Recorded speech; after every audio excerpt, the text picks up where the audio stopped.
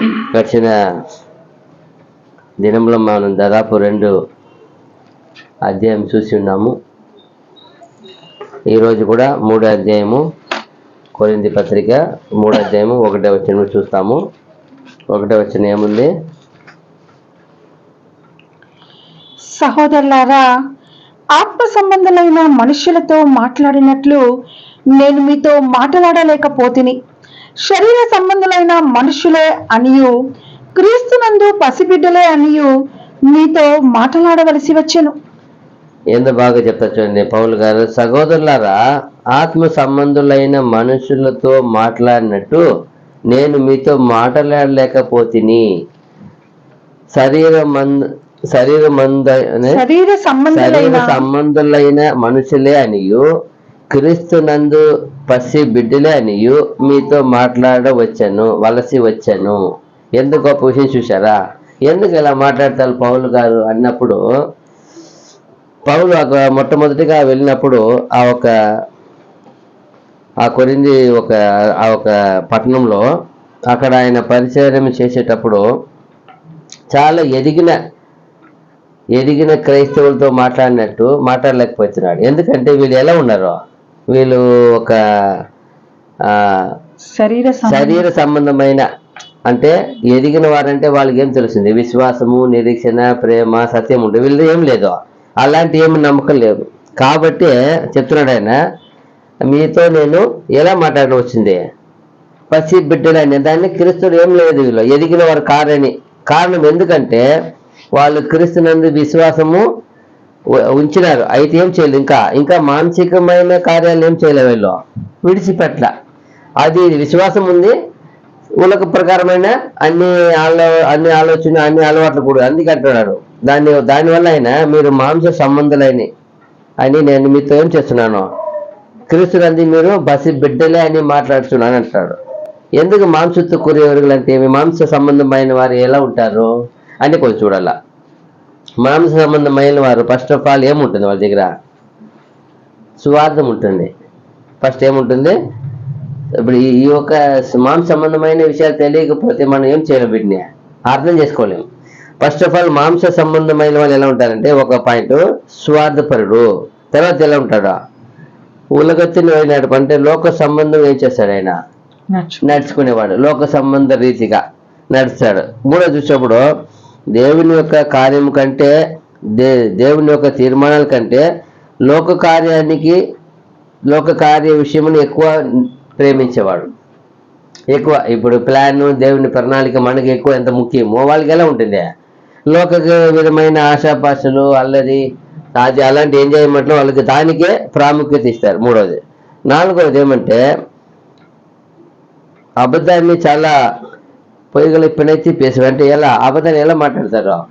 కల్పనగా అబద్ధాన్ని వాళ్ళు ఎలా మాట్లాడారంటే అన్ని కల్పించుకొని, ఊహించుకొని ఏం చేస్తారు?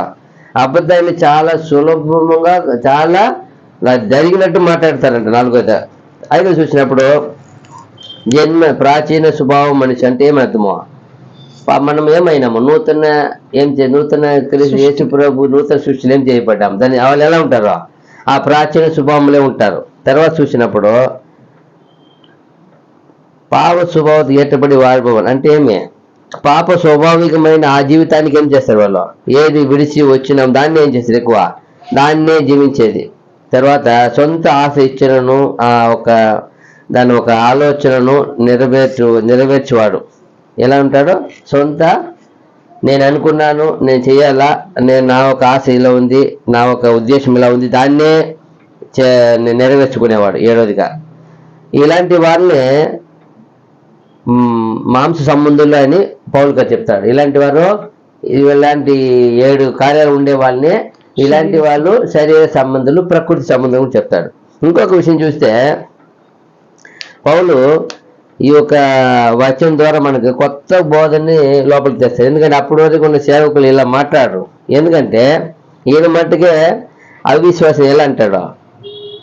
విశ్వాసులను ఆత్మీయులు అంటారు, అవిశ్వాసులను మాంస సంబంధులు లేదా ప్రకృతి సంబంధాలు చెప్తాడు. ఈ పౌలు గారు మాత్రమే ఈ పదాలను వాడేది, వేరెవరు వాడరు. విశ్వాసులు ఏమంటారు? ఆత్మీయమైన ఆవికులు ఏమంటారు?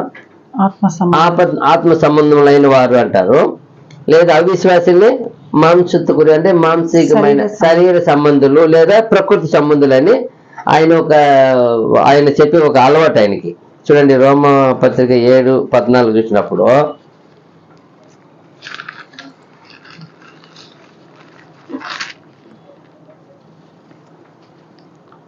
ధర్మశాస్త్రము ఆత్మ సంబంధమైనదని ఎరుగుదుము, అయితే నేను పాపమునకు అమ్మబడి శరీర సంబంధినై ఉన్నాను. 19-20 వచ్చినారు అక్కడే. రోమ 7:19-20. నేను చేయగోరు మేలు చేయక చేయగోరని కీడు చేయుచున్నాను. నేను కోరని దానిని చేసినలా దానిని చేయనది నా యందు నివసించు పాపమే కాని ఇకను నేను కాదు. అదిదా ఎందుకు పాపమే అన్నప్పుడు ఇంకా శరీర సంబంధమైన మనసు ఏముంది? ఈయనేమో విశ్వాసి అయిపోయినాడు, ప్రభు దగ్గర వచ్చి అన్నాడు, ఒప్పుకున్నాడు. అయితే ఒప్పుకున్నా కూడా శరీర సంబంధమైన ఆశ ఏం చేస్తుంది? ఆయన్ని ఏడుస్తుంది.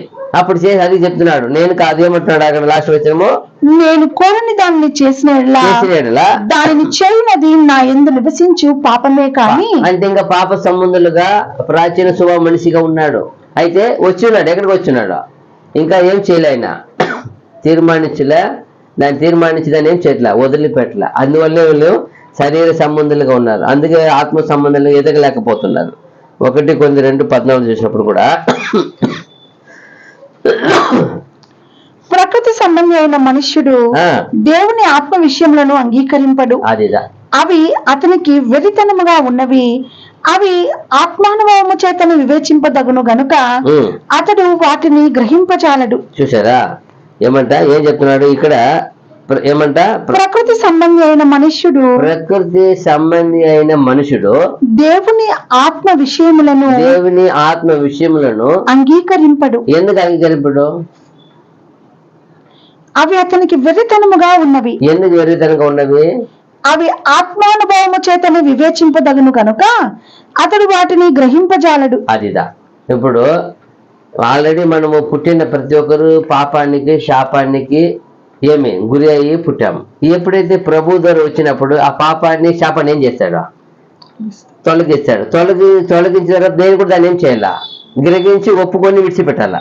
ఆ ప్రభు మనల్ని ఆయన ఒక రథం ద్వారా మనం ఏం చేశారు? కడిగారు. నన్ను పాపముండి శాపముని తొలగించి నీతి మంత్రులుగా చేశారు. అప్పుడు అక్కడిని తీర్మానించి ఏం చేయాలా? ఆత్మాను సంబంధమైన విషయాల కొరకు ఏం చేయాలి? నేను దినదినము ప్రయాసపడాలా, ప్రార్థించాలా, దాని కొరకు మెలుగు కలగాల, దాని కొరకు ప్రతిదినము వాక్యము ధ్యానించి ఆయనతో తీర్మానించుకో ఉండాలా. అప్పుడు ఏమవుతుంది? ఆ ప్రాచీన శుభం ఏమైపోతుంది? గద్దించిపోయి ఆత్మీయ శుభం వస్తుంది. అప్పుడు మనకు ఆత్మీయమైన విషయాన్ని ఏం చేయవచ్చు? రోజు గ్రహించుకొని అవుతుంది. అందుకే గ్రహించలేకపోతున్నారు. అక్కడ ఖచ్చితంగా చెప్తున్నారు. లాస్ట్ లో ఏం చెప్తుంది అది? వీళ్ళు అవి ఆత్మానుభవం చేతనే వివేచింపదగును కనుక అతడు వాటిని గ్రహింపచాలడు. అంతే, గ్రహింపలేడు. ఎందుకు గ్రహింపలేడు? దాని ఎందుకు ఏం చేయాలా? తీవ్రత, ఆసక్తి ఉండాలా. దానికి ఆకలి దప్పు ఉండాలా. నేను దేవుని బిడ్డగా జీవించాలని. అది గలతీ 5:16-17 చూసినప్పుడు కూడా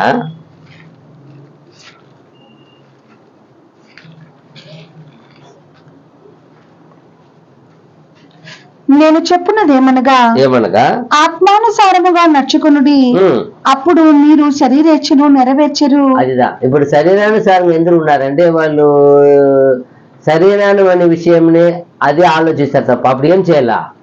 అప్పుడు ఆత్మానుసారం నడుచుకోండి. అప్పుడు శరీర క్రియలు ఏం చేయరు? శరీరేచ్ఛను నెరవేర్చరు. శరీరము ఆత్మకును ఆత్మ శరీరమునకును విరోధముగా అపేక్షించును. ఇవి ఒకదానికొకటి వ్యతిరేకముగా ఉన్నవి కనుక మీరు ఏమి చేయ నిశ్చయింతురో వాటిని చేయకుందురు. మనం ఏమి చేయాలి నిశ్చయిస్తామో అది ఏం చేయకుండా పోయే అవకాశం ఉంది. కాబట్టి మనం ఏం చేయాలా? ఆత్మానుసారంగా క్రియలు మనము వాటి అందు తీవ్రత కలిగి, వాటి అందు తీర్మానం చేసి, వాటి అందు ఆసక్తి కలిగి అభ్యాసం చేస్తే, ఇప్పుడు మంచి ఫిట్నెస్ ఉండాలా, మంచి పోలీస్ జాబ్ కావాలా, ఏం చేయాలా? రెగ్యులర్ ఏం చేయాలా? మనిషి regular for 2 hours 3 hours spend చేయాలా. గో టు ఎక్కడ గ్రౌండ్ లో running per day 5 kilometre 10 kilometre running చేయాలా, అప్పుడే గోల్ కొట్టగలుగుతాడు. సడన్ గా పోయి నిలబడి చేయలేడు. అప్పుడు ప్రాక్టీస్ అనేది, అభ్యాసం అనేది ఏమి ఆవశ్యకము కావాలా. డైలీ 4 గంటలకు లేచి అలవాటు లేనివాడు దండగా ఎట్లేస్తాడు, అలవాటు ఉండేవాళ్ళు ఏం చేయగలుగుతారు. 7 గంటలు లేచేవాడు 7 గంటలు వేస్తారు. అప్పుడు అలవాటు కావాలా, అభ్యాసం చేయాలి, దాన్ని ప్రాక్టీస్. అలాగే ఆత్మీయమైన విషయాన్ని కూడా మనం చేయాల. ఆత్మీయ విషయం ఏమున్నదో వాటి గురించి మనం ఏం చేయాలి, ఇప్పుడు ధ్యానించాలా, అభ్యాసం చేయాలి. అది చెప్తున్నాడు. 1 యోహాను పత్రిక 2:15-16 వచనాలు కూడా. 1 యోహాను 2వ అధ్యాయము 15-16 వచనాలు.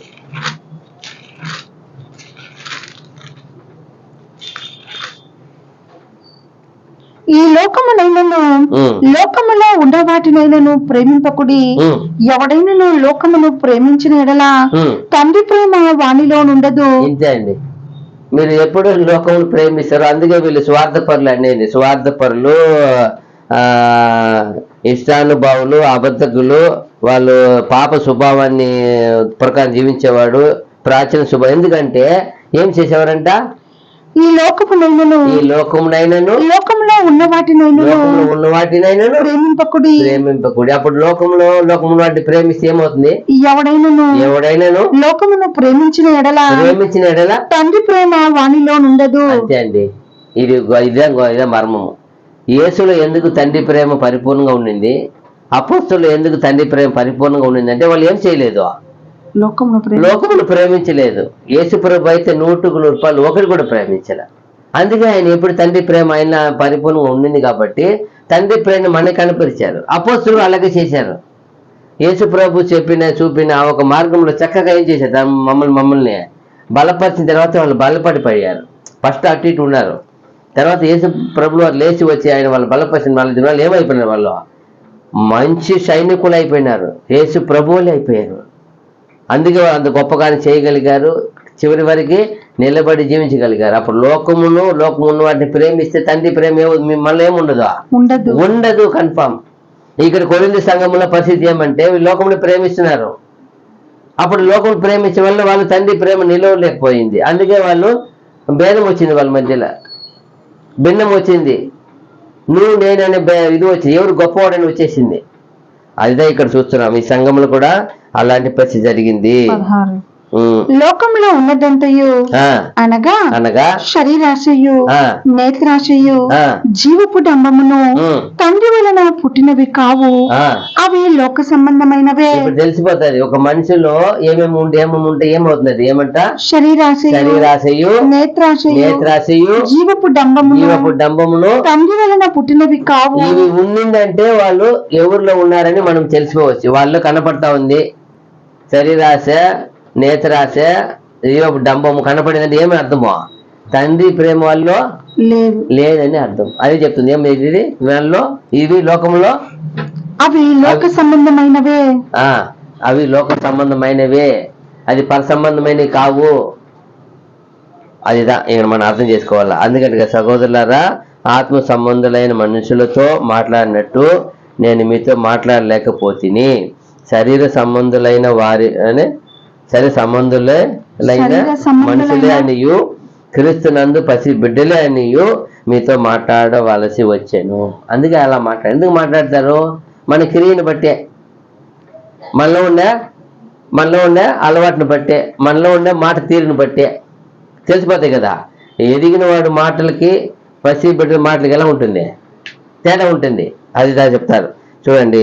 2వ వచనం కింద చూసినప్పుడు, అప్పటిలో నీకు బలము చాలకపోయినందున పాలతోనే మిమ్మును పెంచితిని గాని అన్నముతో మిమ్మును పెంచలేదు.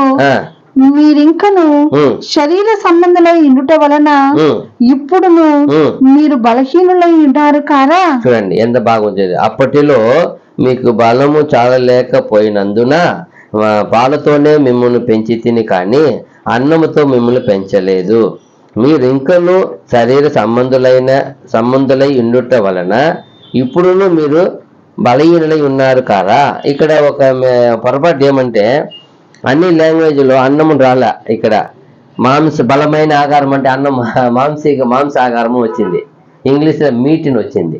ఒరిజినల్ చూసినప్పుడు కూడా అలాగే ఉంది. ఇక్కడ ఇది తెలుగులో మాత్రం ఏం చేశారు, అన్నం రాసేశారు. అన్నం అది బై మిస్టేక్. ఏమంటే బలమైన ఆహారం అంటే మీట్, మాంసాహారం అని బలమైన ఆహారం వస్తుంది. ఇది మీరు గమనించాలా. తర్వాత చూసినప్పుడు ఒక ఎదిగిన ఒక ప్రసంగికుడు లేదా ఒక బోధకుడు ఆ విశ్వాసికి ఏ విధమైన ఆత్మీయమైన ఆహారము ఇవ్వాల అని ఆ విశ్వాసిని గురించి, ఆ విశ్వాసి యొక్క స్థితిని గురించి ఏం చేసి ఉండాల, ముందుగానే గ్రహించి ఎరిగి ఉండాల. ఆయనకి ఎలాంటి పరిస్థితిలో ఉన్నాడు, అది ఈయనకి ఎలాంటి సువార్త కావాలా, ఈయనకి ప్రారంభ బోధ కావాలా, లేదా ఎదిగిన ఇంకా లోతైన మర్మము సత్యము కావాలా అని ఏం చేయాలా. ఇప్పుడు విశ్వాసము, నిరీక్షణ, ప్రేమ అనేది ప్రారంభ బోధ. ఇది ప్రారంభంలో చెప్తారు. మీరు విశ్వాసం ఉంచండి, యేసులో నిరీక్షించండి, మీరు ప్రేమించండి, అప్పుడు మీకు దేవుడు ఏం చేస్తారా అని. అది ఎదిగిన వాళ్ళకి ఏం మాట్లాడతారు, మీరు ఏమి శోధన వచ్చినాను, ఏమి కష్టం వచ్చినాను భయపడకుడి, దేవుడు మీకు తోడై ఉన్నాడు, దేవుడు మిమ్మల్ని చూచేవాడు, మీరు వాక్యలు నిలబడి ఉండండి అని ఏం చేయాల, అది చెప్తున్నాడు ఇక్కడ. అలాగనే అప్పుడు ఆ మనిషిని, ఆ ఒక విశ్వాసాన్ని పరిపూర్ణంగా తెలియకపోతే ఆయనకి బలమైన ఆహారం ఇవ్వాలన్నా లేదా పాలి బోధన ఇవ్వాలని ఏం చేయాలా, ఇయ్యలేదు కదా. అప్పుడు ఆయన గ్రహిస్తేనే. అలాగనే ఈ కొరింథీ సంఘంలో ఉన్న ఈ ఒక విశ్వాసులు ఎలా ఉన్నారంటే, దాదాపు ఇది రెండోది రాసేటప్పుడు మొదటి పోయి వచ్చిన తర్వాత 4 ఏళ్ళు గ్యాప్ ఉంది. 4 సంవత్సరాలు అయినా కూడా వీళ్ళు ఇంకా ఎదగని క్రైస్తవులుగా ఉన్నారు. ఏమే ఇంకా వీళ్ళు పసిబిడ్డ అంటే మొదట ఎలా వచ్చారో అలాగే 4 ఏళ్ళు అయిపోయి అలాగే ఉన్నారు. వీళ్ళ స్థితి కానీ, వీళ్ళ అలవాటు కానీ, వీళ్ళ విశ్వాసం కానీ, వీళ్ళు తీరు కానీ ఏమేం చేయలేదు, మారలేదు. అందుకే పౌలు గారు చక్కగా చెప్తున్నాడు ఇక్కడ, మీకు నేను అందుకే పాల ఇచ్చినాను. పాలు ఏమి ఇచ్చాను అంటున్నాను, క్రీస్తునందు పసిబిడ్డలే అని మీకు నేను పాల బోధన పాలు ఇచ్చి పెంచుతున్నాను అన్నాడు. ఎందుకంటాడు అది ఇంకొక విషయం చూడవచ్చు. ఇక్కడ మనం నేచురల్ గా అన్నము పాలు గురించి మాట్లాడలేదు, ఏం గురించి మాట్లాడుతున్నాం ఇక్కడ పౌలు ఆయన ఒక చెప్తున్న ఒక శరీర సంబంధమైన ఆహారం గురించి కాదు, కానీ ఆత్మీయమైన ఆహారం, దేవుని యొక్క బోధన గురించి, దేవుని యొక్క సత్యవాక్యం గురించి మాట్లాడుతున్నాడు. ఇదేదో మన ఆహారం అనుకోకూడదు. ఎందుకు ఏమంటారు మళ్ళీ వాక్య చదువు, అప్పటిలో మీకు బలము చాలకపోయినందున పాలతోనే మిమ్మును పెంచి తిని గాని అన్నముతో మిమ్మును పెంచలేదు. మీరింకను శరీర సంబంధులై ఇండుట వలన ఇప్పుడును మీరు బలహీనులై ఉన్నారు కారా. అదే చెప్తున్నాడు. అంటే ఏమైనా అర్థమో, బలమైన ఆకారం ఎవరికి తగినంట, మన చదువు ఎదిగిన వారికి, వయసు వచ్చిన వారికి అంటారు. అప్పుడు వాక్యముని ప్రేమించి విశ్వసించి ప్రతిదినం ధ్యానించేవాడు ఉన్నాడు. ప్రతిదినం దాని కొరకు ఏం చేసేవాడు, దాని గురించి ఏది విన్నామో, ఏది ధ్యానించే దాని గురించి అలవాటు చేసేవాడు ఉన్నాడు. దాన్ని 1కి 10 సార్లు దాన్ని రోజు దాన్ని చదివేవాడు ఉన్నాడు. అప్పుడే దాన్ని ఏమవుతుంది, దాని మీద ఆసక్తి వస్తుంది. ఇప్పుడు ఒక మంచి స్టూడెంట్ మంచి మార్కు తీస్తారంటే ఏం చేయాలి, రోజంతా ఆ పాఠాన్ని ఏం చేస్తాడు, 1 10 సారి రివిజన్ చేస్తారు. రివిజన్ అంటారు. రివిజన్ చేసేటప్పుడు ఏమవుతుంది, ఒక్కొక్క full stop by comma first అంతా ఏం చేయలేదు. అది కూడా ఏమవుతుంది, మార్క్ ఏమైపోతుంది. దానివల్ల ఎక్కడ కమ పెట్టాలో, ఎక్కడ ఫుల్ స్టాప్ పెట్టాలో తెలియకపోతే ఏమైపోతుంది మార్కు, దానికి ఒక 5% తగ్గించేస్తారు.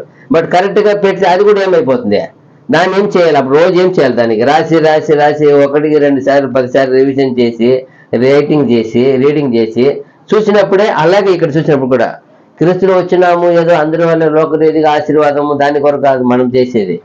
అలాంటి పిలుపు మనది కాదు.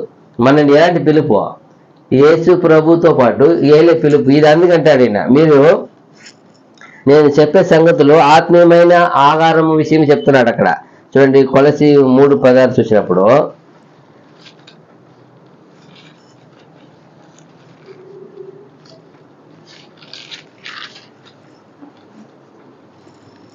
సంగీతములతోనూ కీర్తనలతోనూ ఉమ్, ఆత్మ సంబంధమైన పద్యములతోనూ ఉమ్, ఒకనికి ఒకడు బోధించుచు ఉమ్, బుద్ధి చెప్పుచు ఉమ్, కృపా సహితముగా ఉమ్. మీ హృదయములలో దేవుని గూర్చి గానము చేయుచు. అదిదా ఎప్పుడు ఎలా ఉండాలంట? ఒక విశ్వాసి, ఒక దేవుణ్ణి, ఒక సంబంధి దేవుని యందు ఏర్పరచబడిన ప్రియుడుగా, పరిశుద్ధుడిగా ఉన్నాడంటే ఎలా ఉండాలి? రోజంతా ఎలా ఉండాలంటుంది? కృపా సహితముగా మీ హృదయములలో మీ హృదయములలో దేవుని గూర్చి గానము చేయుచు దేవుని గూర్చి గానము చేయొచ్చు, సమస్త విధములైన సమస్త విధములైన జ్ఞానముతో క్రీస్తు వాక్యము క్రీస్తు వాక్యము మీలో సమృద్ధిగా నివసింపనీయుడి. ఇప్పుడు క్రీస్తు వాక్యం లేకపోతే, వాక్యం ఉందా? ఏదో ఒక ప్రశ్న అడుగుతారు, ఎక్కడో ప్రసంగం చేస్తారు, ఇది టక్కున మనకి ఏం చేయాలా? ఏదో ఒక విషయము రావాలి. అప్పుడు అది అలవాటు అభ్యాసం చేసిన వాళ్ళకి ఏం వస్తుంది? అది రోజంతా అదంటే ప్రతిదినం ఏం చేయాలా? దాన్ని క్రీస్తు వాక్యం మీలో ఏం చేయాలా? సమృద్ధిగా నివసింపనీయుడి. నివసింపాలా. ఒక్కొక్క వాక్యం గురించి పలానా చోట ఏం చెప్పబడింది, రక్షణ గురించి ఏం చెప్పబడింది, ఈ భూమి ఆకాశము కింద భూమి పైన ఈ నామం అంతా రక్షణ లేదు, ఎక్కడ వెళ్ళాలా? అపోస్తుల 4:12 కొన్ని మనకేం చేసి ఉండాలా? దాన్ని అభ్యాసం చేసేయాలా. అందుకే క్రీస్తు వాక్యం మీలో మనలో ఉండకపోతే అబ్బాయి చూస్తాడు, నీలో ఏముందే? ఓహో, ఇతనిలో గొప్ప సత్యం ఉందప్ప. సత్యవంతుని ఆయన ఏం చేయలేడు, వాడు ముట్టలేడు. సత్యవంతుని ఏం సత్యవంతుడు ఏం చేశాడు? దేవుడు ఏం చేశాడు? ముద్రించున్నాడు. ముద్రించి వాడిని ఏం చేయలేడు సత్యం లేకపోతే. ఇప్పుడు ఒక ఒక ఇంటిని చెప్తారు కదా యేసు ప్రభులు వారు, ఒక ఒక ఉపమాన రీతిలో ఒక బలవంతుని పోయి ఆ ఇల్లుని అంతా కూడా దోచుకోవాలంటే అతనికంటే 200 బలవంతులు ఉంటే కదా పోయి ఆయన ఏం చేయవచ్చు? అతను ఫస్ట్ బంధించి తర్వాత ఆయన ఇల్లు ఏం చేయవచ్చు? అప్పుడు బలహీనుడు పోయి ఏం చేయలేడు, అతను మళ్ళీ కూడా తరిమేస్తాడు. అదిదా అప్పుడు మనం ఒక అపవాది బలవంతుడు కాబట్టి మనం అతనికంటే మనం ఎలా ఉండాలా? బలవంతుడు అయినప్పుడు అది చెప్తున్నాడు. ఏం చేస్తున్నాడు? మళ్ళీ చదవండి. సంగీతములతోనూ కీర్తనలతోనూ ఆత్మ సంబంధమైన పద్యములతోనూ ఒకనికి ఒకడు బోధించుచు బుద్ధి చెప్పుచు కృపా సహితముగా మీ హృదయములలో దేవుని గూర్చి గానము చేయుచు సమస్త విధములైన జ్ఞానముతో క్రీస్తు వాక్యము మీలో సమృద్ధిగా నివసింపనీయుడి. అదిదా క్రీస్తు వాక్యము మనం నివసింపకపోతే మనము పరసంబంధమైన విషయాన్ని అర్థం చేసుకోలేము, పరసంబంధమైన విషయాన్ని గ్రహించలేము, దాన్ని మనం నిర్ధారించలేము. తర్వాత యెషయా 28:9 చూసినప్పుడు కూడా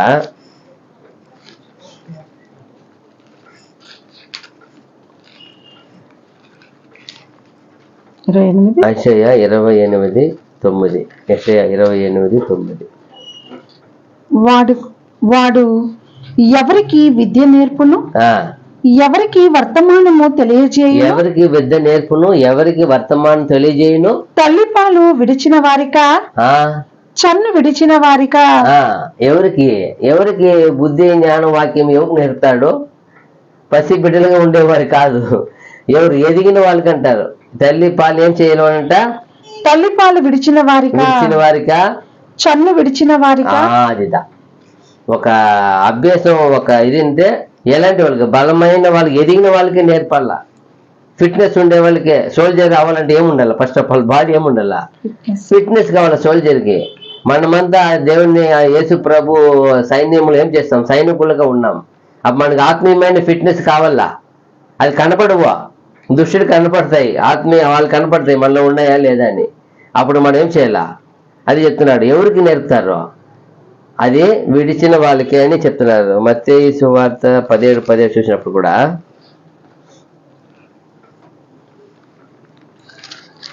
మత్తయి సువార్త 17:17 17:17 అందుకు యేసు విశ్వాసము లేని మూర్ఖతరము వారలారా, మీతో నేను ఎంత కాలము ఉందును, ఎంతవరకు మిమ్మల్ని సహింతును.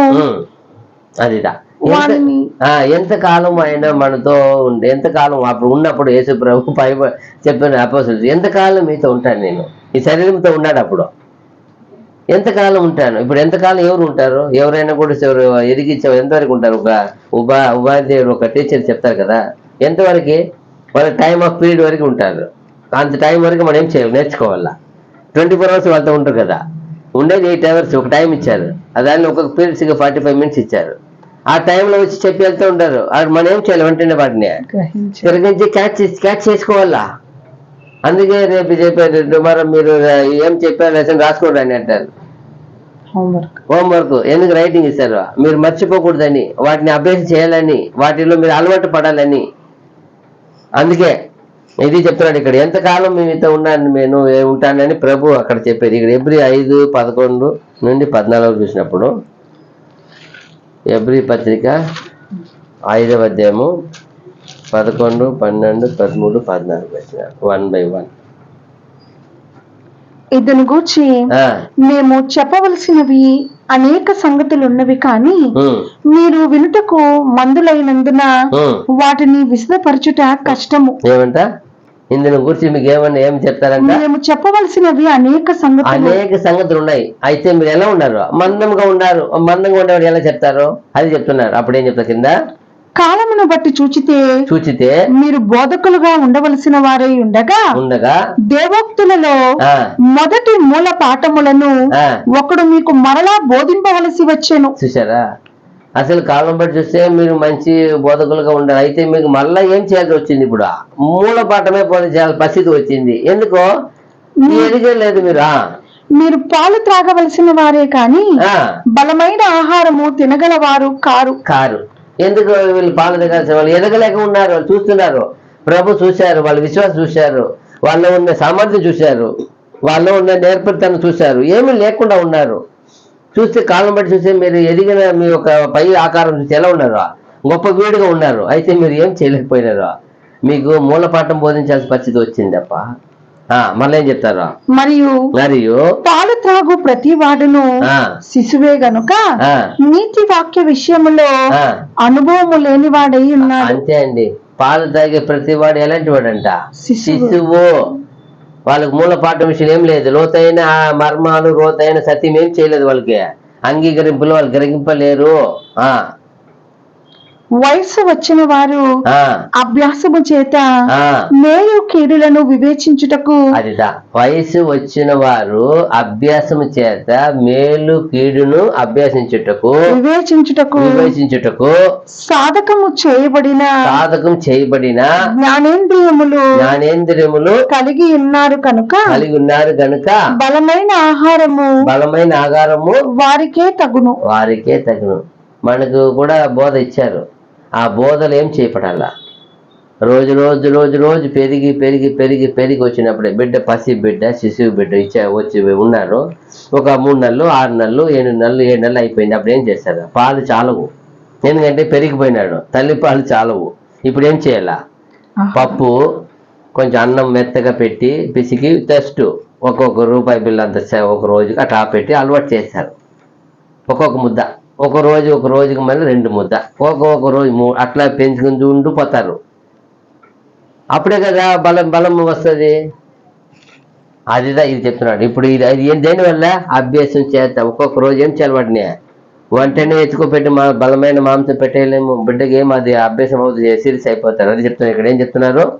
లాస్ట్ వచ్చినము, వయసు వచ్చిన వారు అభ్యాసము చేత మేలు కీడులను వివేచించుటకు సాధకము చేయబడిన జ్ఞానేంద్రియములు కలిగి ఉన్నారు కనుక బలమైన ఆహారము వారికే తగును. ఇప్పుడు మనము ఒకవేళ మనం ఆలోచించాలా, మనము ఇంతకాలము బలమైన ఆహారం భుజించామా, పాలన బోధనలో ఉన్నామా? పాలు భుజించామా? ఎందుకంటే మన క్రియ పట్టి బయట కనబడిపోతాయి. పాల బోధన ఉన్నవారు ఎలా ఉంటారు? పసిబిడ్డలుగా.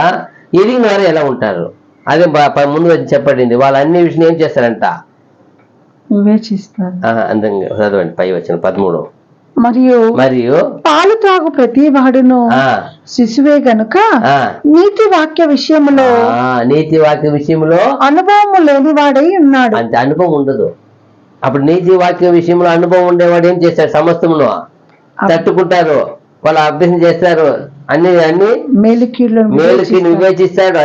అది కావాలి, మేలుకి వివేచిస్తాడు. ఇప్పుడు బలమైన ఆకారము వివేచింపబడేవాడు వివేచించాల. అందుకే ప్రభు చెప్పి ఎంతకాలం మీతో ఉంటే ఇంకా మీరు ఏం చేయలేకున్నారు, గ్రహించలేకున్నారే, మీరు ఇలా మందుగా ఉన్నారంటున్నాడు. మందులే ఉన్నారే. ఈ రోజు కూడా అంతే. సత్యం ఎరిగి చాలా మంది ఇలాగే ఆ కొన్ని సంఘంలో ఉన్నారు, మందంగా ఉన్నారు. అదే బాధపడుతున్నాడు ఇక్కడ సేవకుడు కూడా. తర్వాత 3వ అధ్యాయం 3వ వచనము, మీలో అసూయయు కలహమును ఉండగా మీరు శరీర సంబంధులై మనుష్య రీతిగా నడుచుకున్న వారు కారా. అదే చెప్తున్నారు. మీలో అసూయలు కలహమును ఉండగా మీరు శరీర సంబంధులై మనుష్య రీతిగా నడుచుకొని వారు కారా. అప్పుడు ఎలా దీన్ని ఒక విశ్వాసులు, ఈ కొరింథీ విశ్వాసులు ఇంకా పసి బిడ్డలుగా ఉన్నారు, అలా ఉండేది ఎలా పౌలు గారు ఎలా గ్రహించారు, ఎలా తెలుసుకున్నారు అని చూసినప్పుడు వాళ్ళు ఏముందంట, వాళ్ళు ఉన్న ఆ ఒక అసూయ, కలహము, భేదము, వాకువాదము, భిన్నములు ఇవంతా ఉండటం వల్ల చూసి ఆయన అంటాడు ఇప్పుడు ఇది ఎలాంటి క్రియలు, ఇది శరీర సంబంధం. దాని వల్ల ఆయన తెలుసుకున్నారు పౌలు గారు, మీలో ఎలా మీరు పసి బిడ్డలు అంటే ఏమనుకోండి, ఏదో బిడ్డ గురించి ఆ గురించి మాట్లాడేది కాదు, ఇది ఆత్మీయమైన విషయాలు లేవని, మీరు ఎదిగిన వారు కారని. యేసు ప్రభు ఒక ప్రాముఖ్యమైన సిద్ధాంతం, ఆయన గురి ఏమంటే అన్ని కూడా ఎలా పోయేవాడు, ఆయన పీస్, సమాధానంగా వెళ్ళేవాడు, ఏది కానీ ఏం చేయలేడు. అలాంటిది ఆయన వాకువాదం చేయడు. ఏదైనా వాకువాదం ఆయన అది వీధిలో ఆయన శబ్దము వినపడవు, ఆయన కేకలు ఈయన వేసేవాడు కాడు. చిన్న విషయమే కదా. ప్రభుల వారు ఒక మెయిన్ ఒక ఏమంటే ఆయన ఒక ఇది కోట లాంటిది ఆయన ఉద్దేశము. ఎవరి దగ్గర ఆయన వాదన పెట్టుకోడు, ఆయన జగడమాడాడు, కేకలు వేడి ఈలలు వేడి, ఆయన స్వరము వీధిలో వినపడవు.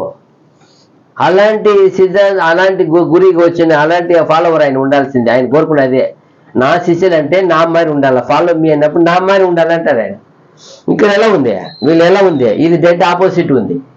ఇందుని చూసే పౌలు గారు అంటారు, మీరు ప్రకృతి సంబంధమైన పసిబిడ్డలుగా ఉన్నారండి. ఏ విషయంలో ఎదగలేదు, లోకరీతిగా ఉన్న వాళ్ళు పసిబిడ్డ సమానంగా పోలుస్తారు పౌలు గారు. ఇక్కడ మనం అర్థం చేసుకోవాలా, ఏమి ఇలా పసిబిడ్డలు చెప్తున్నారు అనుకోండి, పసిబిడ్డల గురించి మాట్లాడలే. యేసు క్రీస్తునందు లోకము ఒకటే, పసిబిడ్డలు ఒకటే. ఏమి యేసు ప్రభువును తండ్రిని లేకపోతే ఎలాంటి వారు వాళ్ళు, ఏమి లేని, ఏం తెలీదు, నీతి సత్యవాక్యం ఏం లేదు వాళ్ళకి, దేవుని ప్రేమ ఏం లేదు వాళ్ళకి, తెలీదు. దేవుని ప్రణాళిక చేయబోయే ఈ వరల్డ్ సాల్వేషన్ విషయం ఏమి లేదు వాళ్ళకి, నథింగ్, ఏం తెలీదు. కాబట్టి చెప్తున్నాడు మీరు పసి బిల్లలు. ఇంకా చెప్పారు ప్రకృతి సంబంధమైన వాళ్ళు, ఇది చెప్పేది. ఇప్పుడు వాళ్ళు ఎలా ఉన్నారంట, మీలో అసూయయు కలహములు ఉండగా మీరు శరీర సంబంధులై మనుష్య రీతిగా నడుచుకున్న వారు కాదు. అది శరీర సంబంధులై, మీలో ఏ మాత్రం విశ్వాస సంబంధమే లేదంటున్నాడు. ఇదే చెప్తాడు, మీరు విశ్వాస సంబంధమైన ఒక క్రియ కూడా లేదు కదపా. మీరు శరీర సంబంధం నడుచుకున్నారు కాబట్టి మీరు ఏమో చెప్తున్నారు అప్పుడు. అందుకే ఏమంటారు, మీరు ఆవికూర ముద్దిర్చి అంటే ఆత్మీయమైన ఎదుగుదల ఆ క్రైస్తవుల దగ్గర ఇలాంటి ఏముండ అసూయను కలగం ఉండవంట. ఎదిగిన క్రైస్తవులు ఏముండదంట, అసూయ కలగం ఉండవంట. అదే చెప్తున్నాడు. అయితే ఈ యొక్క కొరింథీ క్రైస్తవుల్లో ఈ లోకంలో ఉన్న విశ్వాసం లేని వాళ్ళు మనుషుల వల్లే ఉన్నారంట. విశ్వాసమే లేని వారు ఎలా ఉంటారో అలా ఉండారంట. వాళ్ళ మాటలు కానీ, వాళ్ళ నడతను కానీ, వాళ్ళ క్రియలు కానీ అలా ఉందని ఇక్కడ చక్కగా చెప్తున్నాడు. అప్పుడు మనం అర్థం చేసుకోవాలా, మనం ఎలా ఇంతకాలం యేసు క్రీస్తులో వచ్చిన మనము ఆత్మీయంలో ఎదిగున్నామంటే మళ్ళీ ఏముండకూడదు, వాకువాదములు, అసూయలు, భేదములు, భిన్నములు, కలగములు ఉండకూడదు. ఎందుకో ఇది యేసుక్రీస్తు వెంబడించే వాళ్ళు కారు అలాంటి వాళ్ళు, ఇది లోకంలో ఉండేవాళ్ళు. ఒకవేళ అటు ఉండిందంటే వాళ్ళు పసి బిడ్డల సమానం, అంతే, ఎదగలేదప్ప. అదిదా ఇది చెప్తున్నారు. ఎఫెసీ 5:3-5 చూసినప్పుడు ఈ కొరింథీ క్రైస్తవులు ఈ లోకంలో నడుచుకున్న వాడే నడుచుకుంటున్నారంట. ఎఫెసీ 5th చాప్టర్ 3-5. మీలో జాగ్రత్తమే గాని ఏ విధమైన అపవిత్రతయే గాని లోభత్వమే గాని వీటి పేరైనను ఎత్తకూడదు, ఇదే పరిశుద్ధులకు తగినది. ఏది పరిశుద్ధులకు తగినదంట? ఆ పేరు ఎత్తకూడదంటపా. ఏమని చెప్తున్నాడు? మీలో జాగ్రత్తమే కానీ ఏ విధమైన అపవిత్రతయే గాని లోభత్వమే గాని వీటి పేరైనను ఎత్తకూడదు. మీరు దాని గురించి మాట్లాడేది చూసేది కాదు, దాని పేరు కూడా ఎత్తకూడదంట. ఇది ఎవరు తగినంట? ఇదే పరిశుద్ధులకు తగినది. కృతజ్ఞత వచనమే మీరు ఉచ్చరింపవలెను గాని మీరు బూతులైనను పోకిరి మాటలైనను సరసోక్తులైనను ఉచ్చరింపకూడదు, ఇవి మీకు తగవు. అదేదా ఒక ప్రభు నందు ఉన్నాడు, ఒక సత్య సాక్షిగా సత్యవంతుడుగా ఇది యేసు ప్రభు రత్నం కడగబడి దేవుని బిడ్డగా పరిశుద్ధుడిగా చేర్చబడి దేవుని బిడ్డగా ప్రియుడిగా ఆయన పిలువబడిన తర్వాత ఉండవలసిన గుణము ఇలాంటి. ఇది తగును. ఇది ఎలాంటి వాడికంటే ఇదే పరిశుద్ధులకి తగును.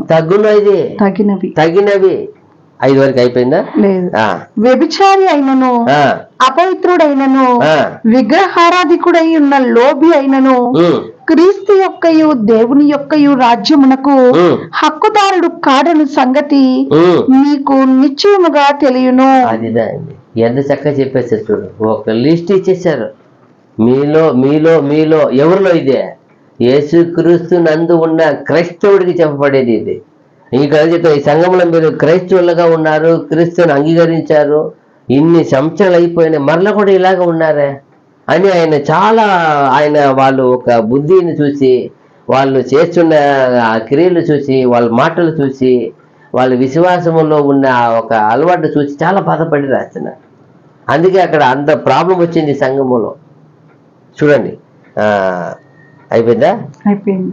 గలాతీ 5:19, 20, 21. గలతీ పత్రిక 5వ అధ్యాయము 19, 20, 21 వచనాలు. శరీర కార్యములు స్పష్టమై ఉన్నవి.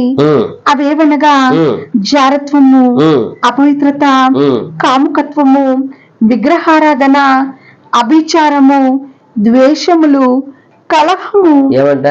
ఇది చాలా మంది పై ఉన్న వాటిని చాలా 4 చూస్తారు. అయ్యో మనకి ఇలాంటివంతా లేదండి. ఏమంట? ఆ ద్వేషము, కలహములు, మత్సరములు, క్రోధములు, కక్షలు ఇవంతా కనపడవు. ఎవరికి చేసేది తెలియదు, ఎవరికి కూడా బయట కనపడవు. ఇది ఎక్కడ ఉండేది? పైన చెప్పబడింది కనపడతాయి. ఏమన్నా తిరిగి తప్పగా పోతే తెలుస్తుంది. ఇది కనపడవు, లోపల ఉంటాయి. మాటలు వస్తుంది, విండే కనపడుతుంది, మాటలే కనపడేది. మంచి ఏమంటది? క్రోధము, కక్షలు, భేదములు, విమతములు, అసూయలు, మద్దతులు, అల్లరితో కూడిన ఆటపాటలు. చూసారా? పైన కొన్ని ఉన్నాయి, అది కనపడతాయి. కొన్ని కింద మిడిల్ ఉన్నాయి, కనపడవు. అయితే ఇవి ఉన్నా కూడా ఎవరని మీరు గుర్తిస్తారు? మిమ్మల్ని ఎదగలేని పసి బిడ్డలని లోకంలో ఉన్న వారితో సమానంగా చేస్తారు. దేవుని ప్రేమ లేని వాడిగా చేసేస్తారు. అయిపోయిందా?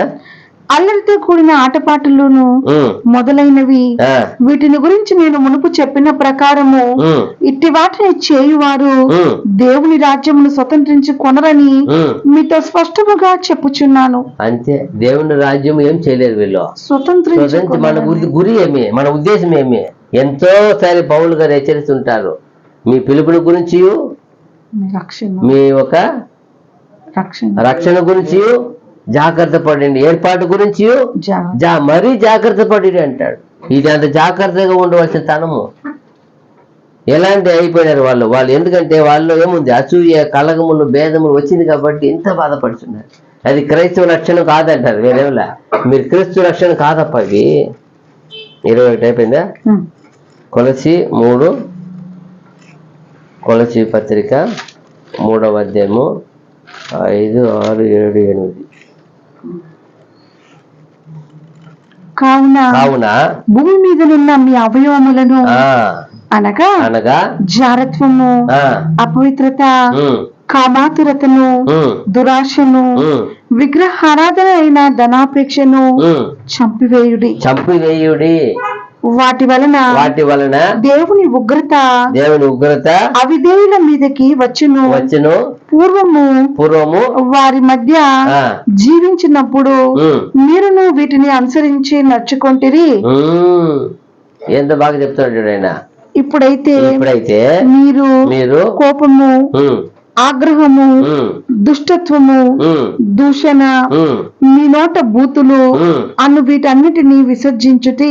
ఏంది మాట ఇచ్చారు చూడండి. ఇవంతా వచ్చిందంటే మీరు ప్రకృతి సంబంధమైన రుజువుపరిచేదే. లాస్ట్ ఏం చెప్పినాడు?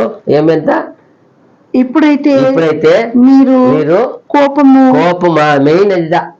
ఒక క్రైస్తవుడికి ఉండవలసిన ఎంత చూడండి, యేసు ప్రభు ఎక్కడైనా ఎంత ఉన్నారాయన. కోపము, ఆగ్రహము, దుష్టత్వము, దూషణ, మీ నోట బూతులు అను వీటన్నిటిని విసర్జించుడి. అదంతా ఉండిందంటే మీరు ప్రాచీన స్వభావము, లోక సంబంధులు, వాళ్ళు క్రీస్తులు లేనివారుగా, పసి బిడ్డలుగా లోకమని అంతే ఏమీ లేదు, నథింగ్ అని అర్థం. ఏమి వరకే చూసారా? అందుకే అంటాడు మీలో ఏముంది, ఇలా ఉంది, ఇలా ఉంటే ఇలా ఉంటుంది. ఈరోజు మనం కూడా ఉన్నాము, దేవుళ్ళు ఎదుగుతున్నాము, ఏమున్నది మనలో, మనం కూడా దీన్ని కంపేర్ చేసుకోవాలా. ఆ రోజు సంఘంలో ఉండింది ఆ పరిస్థితి, ఆ కొన్ని సంఘంలో ఉంది. అందుకే ఇంత కఠినంగా రాస్తారు ఆయన. చూడండి 1 పేతురు 2:3 వచనాలు. 1 పేతురు 2:3 వచనాలు. సమస్తమైన దుష్టత్వమును, సమస్తమైన కపటమును, వేషధారణను, అసూయను, సమస్త దూషణ మాటలను మాని క్రొత్తగా జన్మించిన శిశువులను పోలిన వారై నిర్మలమైన వాక్యమును పాల వలన రక్షణ విషయములో ఎదుగు నిమిత్తము ఆ పాలను అపేక్షించుడి. ఆ పాలను ఇది ఒక పాలు అంటారు ఈయన. అవి పేతురు రాసిన చూసారా? మీరు కొత్తగా జన్మించిన యేసుక్రీస్తు జన్మించిన అంటే ఏం అర్థమో, యేసుక్రీస్తు ఆత్మీయమైన జన్మ. ఈ జన్మ ఏ పాలు ఎక్కువ తాగాలంటారు ఇక్కడ. వాక్యం అనే పాలని ఎక్కువగా అపేక్షించు అంటే ఏమి అర్థమో, రక్షణ విషయంలో ఎదగడానికే మన ప్రాముఖ్యత వల్ల ఆ పాలను. అప్పుడు దాని కొరకు ముందు ఏం చెప్పారా మీరు? ఫస్ట్ రెండవ ఏం చెప్పారు? సమస్తమైన దుష్టత్వమును మాని, సమస్తమైన కపటమును, వేషధారణను, అసూయను, సమస్త దూషణ మాటలను మాని. అంటే ఏమి అర్థం? నూతనంగా జన్మించిన బిడ్డలకి ఇలా ఉంటుందా? శిశువు గురించి చెప్పలే ఇక్కడ. మీరు యేసుక్రీస్తు జన్మించారు, మీరు వయసు వచ్చిన వాళ్ళే, ఎదిగిన వాళ్ళే, యేసుక్రీస్తు వచ్చారు. ఇప్పుడు ఇక్కడ వచ్చినప్పుడు మీరు ఏం చేయాలి? వాటిని అంతా మానాలంటే ఏం చేయాలి? తీర్మానించాలా. దాన్ని తీర్మానించకుండా వదలగలేవు, మాటలతో అవ్వలేవు.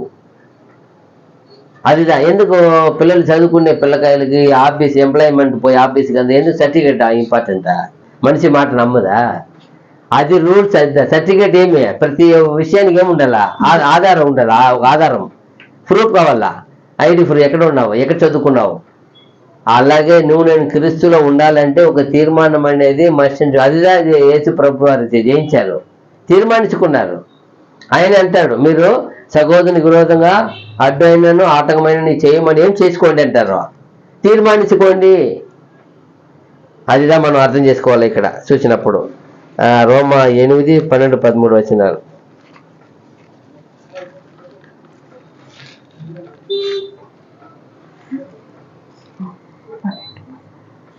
కాబట్టి సహోదరులారా, శరీరానుసారముగా ప్రవర్తించుటకు మనము శరీరమునకు రుణస్థులము కాము. చాలా మంది అనుకున్నారు ఏదో ఈ ఒక అంటారు, లోకంలో అలా అంటారు, ఎందుకు ఈ శరీరం ఎందుకు ఇచ్చారు దేవుడు, ఎంజాయ్ సంతోషపడు. అలా సంతోషపడడానికి ఎప్పుడు అన్యాయము న్యాయం నీతి లేకుండా ఒక పరిస్థితి లేకుండా ఉండేదని కాదు. ఇది ఏమంటాడు అక్కడ? కాబట్టి సహోదరులారా శరీరానుసారముగా ప్రవర్తించుటకు మనము శరీరమునకు రుణస్థలము కాము. మీరు శరీరానుసారముగా ప్రవర్తించిన ఎడల చావవలసిన వారే ఇందురు గాని ఆత్మచేత శరీర క్రియలను చంపిన ఎడల జీవించెదరు. అదిదా ఆత్మచేత శరీర క్రియలను చంపిన ఎడల మీరు జీవించెదరు. అప్పుడు శరీరం ఎప్పుడు కోరుకుంటుంది? ఏం కోరుకుంటుంది? సంతోషంగా ఉండు, కష్టపడవద్దు, ఎలానో ఎంజాయ్ చేయి, ఎలానో సంపాదించు అని. అయితే ఆత్మ ఏం చెప్తుంది? నువ్వు ఏం చేసిన దాంట్లో నీతి ఉండాలా, న్యాయం ఉండాలా, సత్యం ఉండాలా. నీకు సంతోషమా? సత్య ప్రకారంగా న్యాయ నీతిగా ఉండాలా. ఆనందమా? న్యాయ నీతి ప్రకారం వాక్య ప్రకారం ఉండాలా. ఎందుకు? ఇదిదా తండ్రి చిత్తము. అప్పుడు మనము ఆత్మ మూలంగా శరీరం చంపినట్లా మనం ఏం చేయవచ్చు? జీవాన్ని సంపాదించుకోవచ్చు. ఏమంటారు? లాస్ట్ ఏం చెప్పింది? జీవించేదరు. చదవండి. మీరు శరీరానుసారముగా ప్రవర్తించిన ఎడల చావవలసిన వారై ఇందురు కానీ ఆత్మచేత శరీర క్రియలను చంపిన ఎడల జీవించేదరు. అదిదా మనం జీవించాలని ఒక తీర్మానం చేస్తున్నాం కాబట్టి ఆత్మ ద్వారా శరీరం ఏం చేయాలి? రోజు చంపాలా. అప్పుడే మనము శరీరములో మనం చంపకపోతే ఆత్మలో జీవించలేము. రెండింటిని బ్యాలెన్స్ చేయలేము. ఒక క్రియను ఏం చేసేయాలా మనము? దేవా, అందుకే పౌలు దీన్ని ఎరిగి అంటారు, నేను లోకం నాకు ఏం చేయబడింది? సిలువ వేయబడింది. అదే నిజం. అలాగే మనం కూడా ఈ గ్రహించుకొని ఒప్పుకొని జీవించాలి. అందుకంటారు, మీలో అసూయలు కలగములు ఉండగా మీరు శరీర సంబంధులైన మనుష్య రీతిగా నడుచుకోని వారు కారా. అందుకే అంటారు అన్నమాట. అంటే మనం ఇలాంటి క్రియ పెట్టుకున్నామంటే తెలిసిపోతాయి మనం ఎలాంటి సంబంధాలు ఉన్నాం. నెక్స్ట్ వచ్చిన 4 వచ్చిన ఏముంది? 1 కొరింథీ 3:4 ఒకడు నేను పౌలు వాడను, మరి ఒకడు నేను అపోల్లో వాడను అని చెప్పునప్పుడు మీరు ప్రకృతి సంబంధులైన మనుషులు కారా. అది అంటారు. మరలా ఇది మనకి అక్కడ 1 కొరింథీలో 12లో చదివిన వాక్యం ఇది గుర్తుంది అనుకుంటున్నా. అక్కడ అదే చదివినారు. ఏమంట? ఇక్కడ చాలు. ఒకడు నేను పౌలు వాడను, మరి ఒకడు నేను అపోల్లో వాడను అని చెప్పునప్పుడు మీరు ప్రకృతి సంబంధులైన మనుషులు కారా.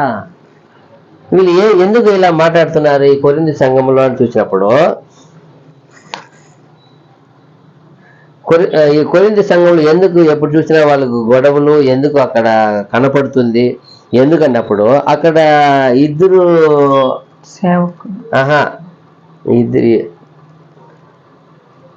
ఒక 2 గ్రూపుగా డివైడ్ అయింది. గ్రూప్ ఏమంటారు?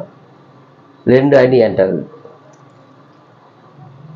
2 గ్రూప్ ఈ గ్రూప్ తెలుగులో చెప్పలేకుండా అక్కడ ఒక సంఘము ఒక సహవాసం ఒకగా ఉండింది. దానిలో ఏమైపోయింది? అక్కడ 2గా విభజించబడతాది. ఒక ఎదురు ఏమై ఆపోజిట్ అయిపోయినారు.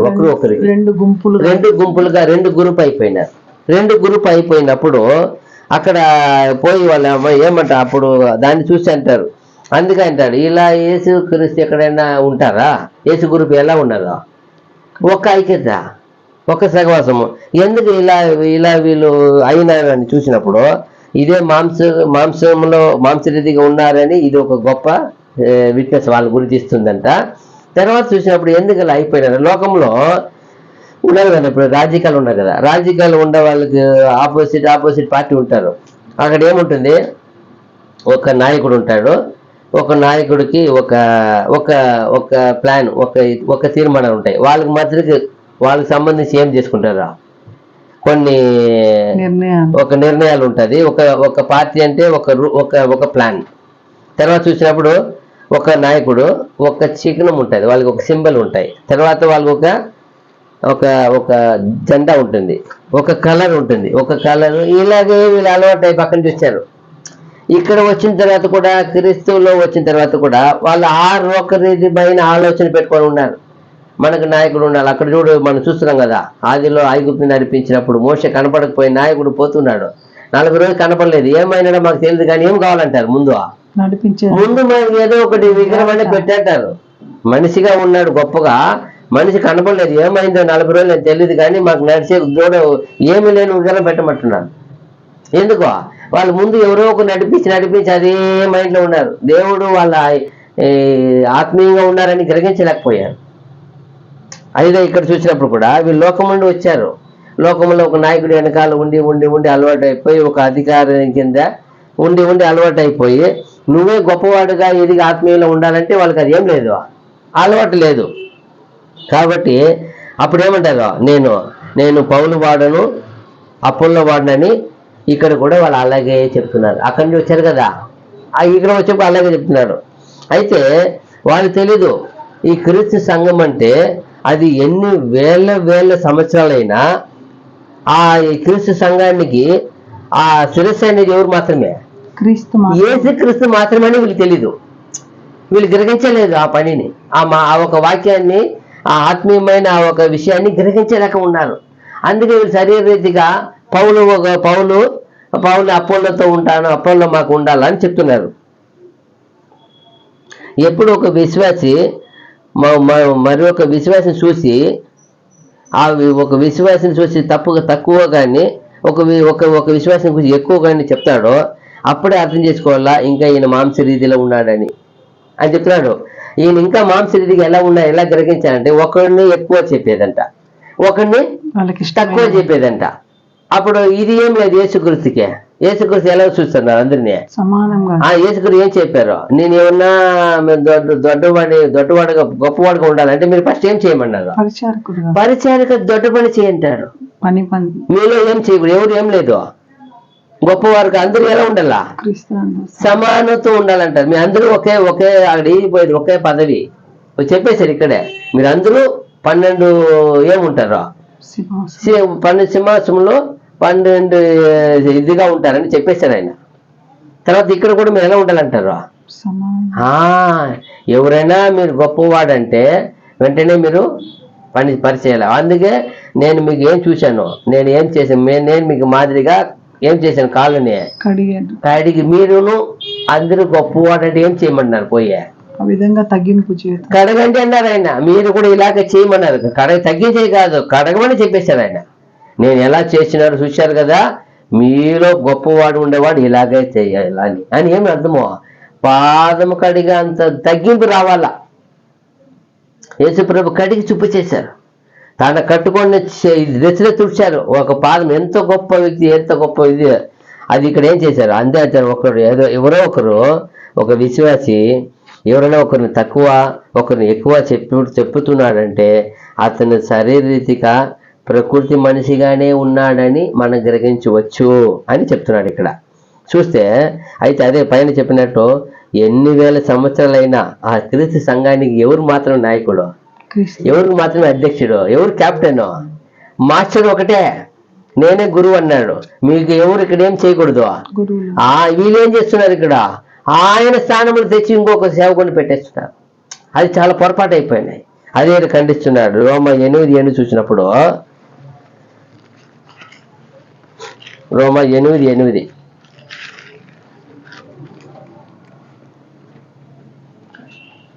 శరీర స్వభావము గలవారు దేవుని సంతోషపరచనేరరు. ఏమంట, శరీరాన్ని సంబంధులు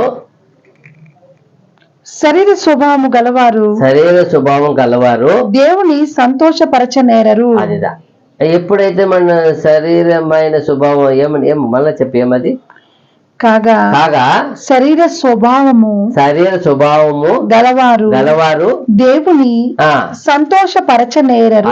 మన శరీర స్వభావం కలిగి ఉన్నామనుకో అప్పుడు ఆత్మీయమైన స్వభావం లేనట్టే. అక్కడ ఆ శరీరానుసారమైన మనసు, శరీరానుసారమైన ఆలోచనలు, శరీరానుసారమైన ఎప్పుడు కొందరు బాధపడుతూనే ఉండదు. ఈ శరీరంలో ఏం జరిగిపోయినా కురింగిపోయేది, దిగులు పడేది. ఈ శరీరాన్ని ఎవరు మనకి ఇచ్చింది, ఎవరు మనలో జీవం పెట్టింది, ఎవరు మన సువాసం పెట్టింది, ఎవరు మనలో విశ్వాసం పెట్టింది, ఎవరే మనకి ఈ వాక్యాన్ని తినిపించింది, ఎవరే మనలో పోయి ఆ వెలుగుని నింపింది, ఎవరే ఆయనే. ఆయన ఎలా చేయాలి ఆయన తెలుసు. అయితే చాలా మంది ఎంత ఎదిగినా ఈ విషయం కురింగిపోతే బాధపడతారు. అప్పుడు ఎంత బాధపడతారు ఆయన. ఈ శరీరం చెప్తున్నాడు ఆయన, మీరు ఈ ఒక్కటి వెంట్రుకలు తెల్లగానే నల్లగానే ఏం చేయలేరు, మీరు చేయలేరు. ఒక మూర ఎత్తైనా తగ్గని ఏం చేయలేరు. మీరు ఎలా సమస్తము చేయవాడు ఎవరే? మీలో కార్యసిద్ధి కలిగజేసేది ఎవరే? నేనే అంటున్నాడు ఆయన. చాలా సందర్భాలు ఏం చేస్తున్నాము, కురింగిపోతాము. ఎవరిన బెదిరిస్తే, ఎవరిన భయపెడితే మీరు ఏం చేయండి, వారి బెదిరింపునికి ఏం చేయవద్దని ఉంది వాక్యము. భయపడకూడదు అంటారు. మీకు నేను తోడై ఉన్నాను అంటాడు ఆయన. మీకు ఏం కావాలనో మీ అక్కర్ని ఎరిగి ఏం చేసేవాడంట ఆయన, సహాయం చేయవాడు ఆయనంట. మీ అక్క నువ్వు అడగక మునిపే, నీ నోటి మాట హృదయం రాకమునిపే నీకు ఏం అక్రమై ఉండేది ఏం చేసినాడంట ఆయన, ఎదుగుతాడంట. అయితే చాలా సందర్భం ఇలాగే ఉన్నారు చూడండి. గలతీ 6:8 చూసినప్పుడు కూడా, గలతీ పత్రిక 6:8 ఎలాగనగా తన శరీరేచ్ఛలను బట్టి విత్తువాడు తన శరీరము నుండి క్షయమును పంట కోయును, ఆత్మను బట్టి విత్తువాడు ఆత్మ నుండి నిత్య జీవమును పంట కోయును. అంతే అండి. దేనికి విత్తుతున్నారు? మీరు మాట్లాడే మాటలు, మీరు చేసే క్రియలు, మీరు సంపాదన, మీరు పెట్టే ఖర్చులు దేని కొరకు ఉన్నది? మీ ప్రణాళిక, మీ ప్లాన్. ఈ లోకంలో ఉండే వారికి చాలా ప్లాన్ ఉంటుంది, ప్రణాళిక ఉంటుంది. చాలా ప్లాన్ వేసుకుంటారు, చాలా ఒక ఉంటుంది వాళ్ళ దగ్గర. ఇలాంటి ఒక గురి కలిగి ఉంటారు. అయితే నేను ఏమంటాను మరి చదవండి. ఎలాగనగా తన శరీరేచ్ఛలను బట్టి విత్తువాడు తన శరీరము నుండి క్షయమును పంట కోయును, ఆత్మను బట్టి విత్తువాడు ఆత్మ నుండి నిత్య జీవమును పంట కోయును. అంతే అండి. మనం దేనికి విత్తుతున్నామో మనం ఏ విషయమైనా సరే, మనలో ఉండే సామర్థ్యము, మనలో టాలెంట్, మనలో ఉండే సంపాదన, మనలో ఉండే సమస్త బలము, జ్ఞానము, వివేకము, యావత్తు మన కలిగిన యావత్తును దేని కొరకు మనము దేని కొరకు మనం ఏం చేస్తున్నామో, దేనికి మనము ఖర్చు పెడుతున్నాం. ఆత్మ విషయం కొరకు మనం ఏమైనా పెట్టినామంటే, అందుకంటే ప్రభు మీరు ఏమి చేర్చుకోవద్దండి. ఎక్కడ చేర్చుకోండి మీ ధనమునే? ఎందుకో అక్కడ మీకేం దానివల్ల ఏం కలుగునో ఫలము కలుగుతుంది. అది చెప్తున్నాడు ఇక్కడ. మీరు దేనికి విత్తుతారో, దేని కొరకు మనం స్పెండ్ చేసి చాలా సమయము, ఈ కాలంలో చాలా సమయము వ్యర్థం చేసి దేని కొరకే, ఎన్నో విషయాల కొరకు చేస్తాం. లోకరీతిగా ఆకారం కొరకు, మన సౌకర్యం కొరకు ఎన్నో వ్యర్థం అవుతుంది. అయితే ఆయన చెప్తున్నాడు దేని కొరకే మీరు విత్తుతున్నారు, అదిదా మనము గమనించాలా. అయితే అంటాడు అక్కడ చూడండి, 1 యోహాను 2:16 చూసినప్పుడు కూడా, యోహాను రాసిన 1 యోహాను 2:16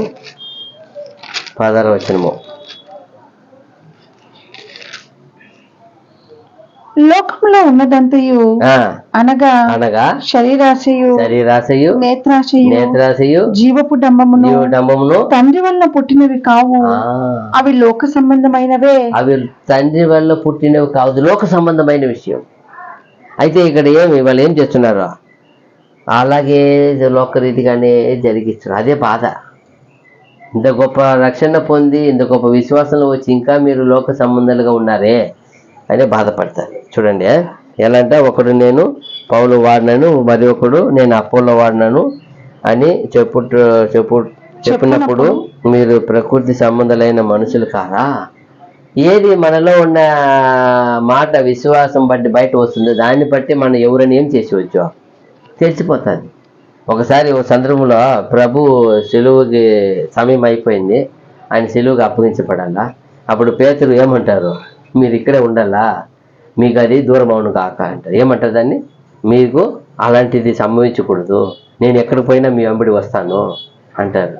అప్పుడు ప్రభు ఏం చెప్తారు, మంచి మాట చెప్పిన పేతురు నిజంగానే అని చెప్తారా? ఏమప్ప, నువ్వు మనుషుల రీతిగా తలంచుతున్నావు తప్ప ఏ విషయంగా తలంచలేదు. నువ్వు దేవుని విషయం గురించి తలంచలేదు. దేవుడు సర్వలోక రక్షకుడుగా ఈయన బలి పశు అవ్వాలని తీర్మానం.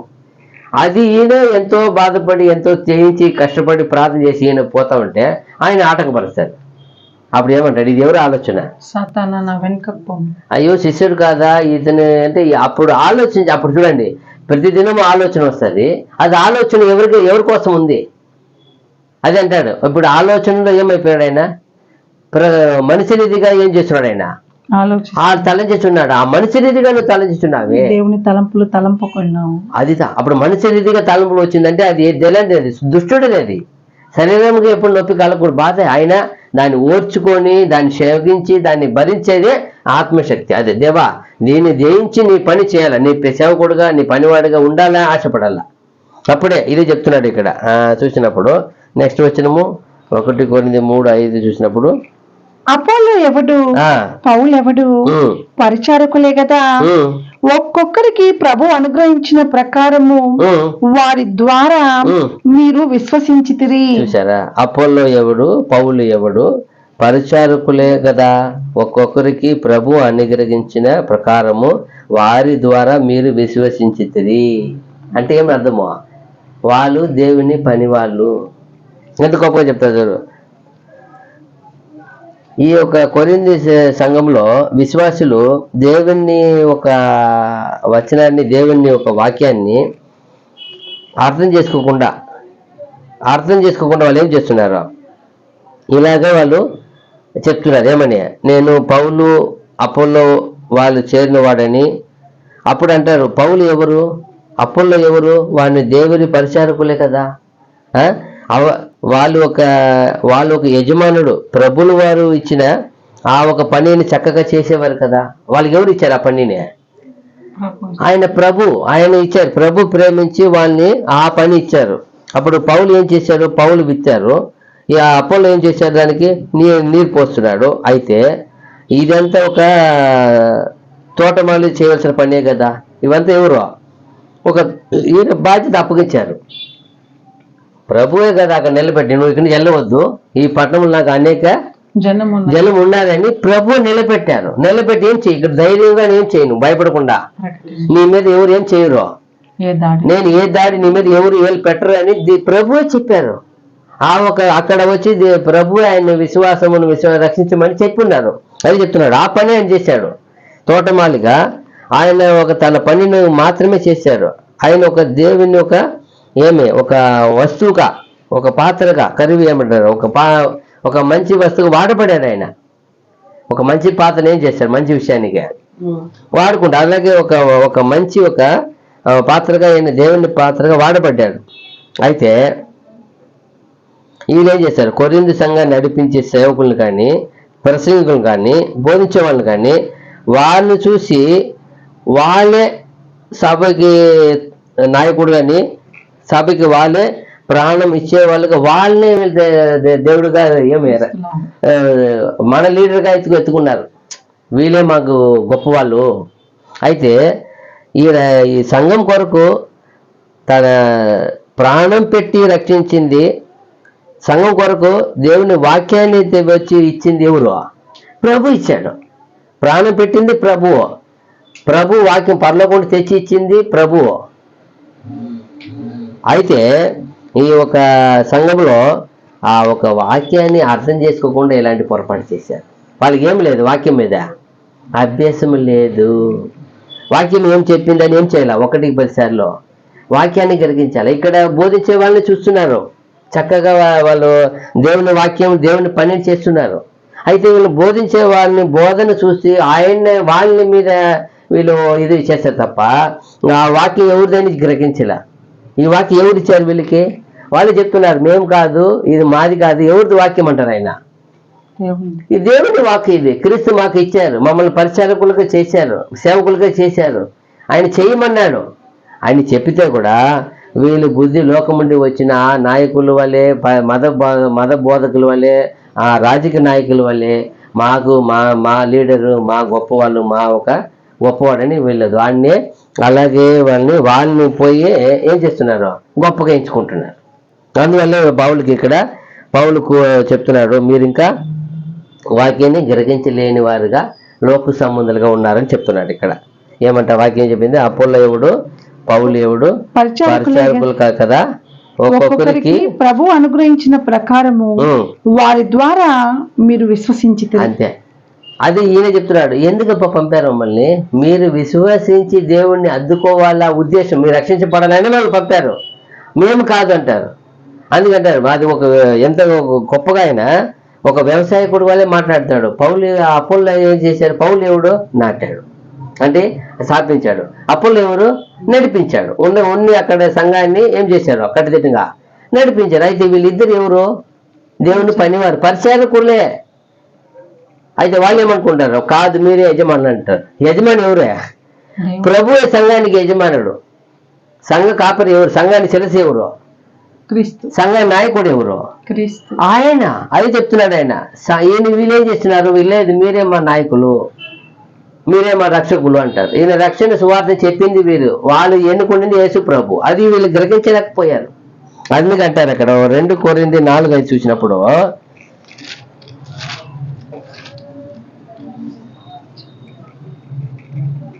అంధకారంలో నుండి వెలుగు ప్రకాశించును గాక అని పలికిన దేవుడే తన మహిమను గూర్చిన జ్ఞానము యేసు క్రీస్తునందు వెల్లడిపరచుటకు మా హృదయములలో ప్రకాశించెను. అంతే. కనుక మేము మమ్మును గూర్చి ప్రకటించుకొనుట లేదు గాని క్రీస్తు యేసును గూర్చి ఆయన ప్రభువనియు మమ్మును గూర్చి యేసు నిమిత్తము మేము మీ పరిచారకులమనియు ప్రకటించుచున్నాము. అంతే. ఈయన చక్కగా చెప్తున్నాడు, అయ్యో ఇది మా సువార్త కాదయ్యా, ఇది మా వల్ల కలిగింది కాదు, ఇది ఎవరిచ్చింది మాకు, మమ్మల్ని పిలిచింది ఏర్పడింది ఎవరు? ఏమంట? అంధకారములో నుండి వెలుగు ప్రకాశించును గాక అని పలికిన దేవుడే తన మహిమను గూర్చిన జ్ఞానము యేసు క్రీస్తునందు వెల్లడిపరచుటకు మా హృదయములలో ప్రకాశించెను. మా హృదయములో ప్రకాశించింది యేసు ప్రభు వాక్యమే. కనుక మేము మమ్మను గూర్చి ప్రకటించుకొనుట లేదు. నేనేం చేయలే, మమ్మల్ని గురించి ప్రకటించలేదు గాని క్రీస్తు యేసుని గూర్చి ఆయన ప్రభువనియు మమ్మను గూర్చి యేసు నిమిత్తము మేము మీ పరిచారకులమనియు ప్రకటించుచున్నాము. ఇదిదా ఆయన ప్రసంగించేవాడు. మేము యేసు నిమిత్తము మేమేమి పరిచారకులము, సేవకులమప్ప. మా హృదయములో ప్రకాశించింది ఆయనే వాక్యము. ఆ వాక్యము మీకు ప్రకాశిస్తున్నాము. ఎందుకో మీరు రక్షణ పడాలని. అయితే ఏం చేయలే, ఈ వాక్యాన్ని గ్రహించేది లేకుండా పోయింది. ఇక్కడ గ్రహించితే ప్రభు స్థానంలో ఎవరిని పెట్టరు. ప్రభు స్థానంలో ఎవరు పెట్టేస్తున్నారు? ఎవరైనా తెచ్చి పెట్టేస్తున్నారు, ప్రసంగికుని పెట్టేస్తున్నారు ఇక్కడ. అదే అంటాడు, అయ్యో మీరేం ఇంత పొరపాటు చేస్తున్నారు, మీరు మీరు ప్రకృతి సంబంధులుగా ఉన్నారే. అది చెప్తున్నాడు. మళ్ళీ ఎఫెసీ 3:7 చూసినప్పుడు కూడా ఇంకొక 2 వాక్యాలు ముగిస్తాం. ఎఫెసీ 3:7.